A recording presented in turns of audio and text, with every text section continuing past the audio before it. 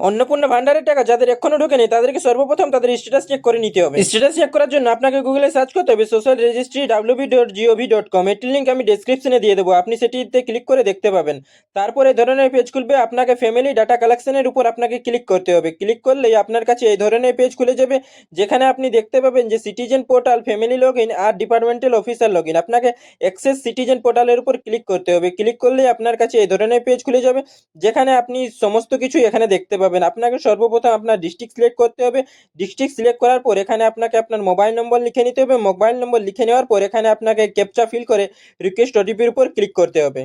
Request ওটিপির উপর click করলে আপনি এই ধরনের পেজ দেখতে পাবেন, যেখানে আপনার মোবাইল নম্বরে একটি ওটিপি চলে যাবে। আপনাকে সেই ওটিপি এখানে লিখে আপনাকে ভেরিফাই এন্ড কন্টিনিউর উপর ক্লিক করতে হবে। ভেরিফাই এন্ড কন্টিনিউর উপর ক্লিক করলে আপনি আপনার স্ট্যাটাস দেখতে পাবেন, যেখানে আপনার ট্র্যাক স্ট্যাটাস থাকবে এবং উপরে ক্লেম এন্ড অবজেকশন থাকবে। তারপর নিচে স্ক্রল করলে আপনি দেখতে পাবেন যে আপনার অ্যাপ্রুভ রয়েছে কি রিজেক্ট রয়েছে কি আপনার ফার্দার ভেরিফিকেশনের জন্য সেন্ড করা হয়েছে।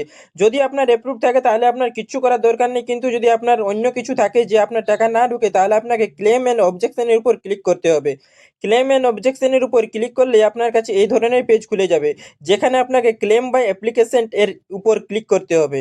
তারপর আপনি নিচে স্ক্রল করলে দেখতে পাবেন যে আপনার অ্যাপ্লিকেশন স্ট্যাটাস রয়েছে, আপনার অ্যাড্রেস দেখতে পাবেন। তারপর আপনি যার নামে ক্লেম করতে চান তার দাগে আপনাকে ক্লিক করতে হবে। তারপর নিচে স্ক্রল করে আপনাকে কারণ সিলেক্ট করে নিতে হবে। আপনার হয়তো কোনো ডাটা ভুল হয়েছে কি তারা কিছু ভুল করেছেন, সেটি এখান থেকে সিলেক্ট করতে হবে। সিলেক্ট করার পর এখানে আপনাকে ডেসক্রাইব করতে হবে। তারপর যদি আপনি কিছু আপলোড করতে চান তাহলে এখানে আপলোড করতে হবে। আপলোড করার পর নিচে সাবমিট ক্লেমের উপর ক্লিক করতে হবে। সাবমিট ক্লেমের উপর ক্লিক করলে আপনার ক্লেম সাবমিট হয়ে যাবে। তারপর আপনি সেটি স্ট্যাটাস চেক করতে পারবেন। যখনই সেটি ভেরিফাই হয়ে যাবে তখনই আপনার স্ট্যাটাসই চেঞ্জ হয়ে যাবে। এই ধরনের আরো ভিডিও পেতে আমাদের চ্যানেলকে সাবস্ক্রাইব করুন এবং ফেসবুক পেজে ফলো করুন। ধন্যবাদ।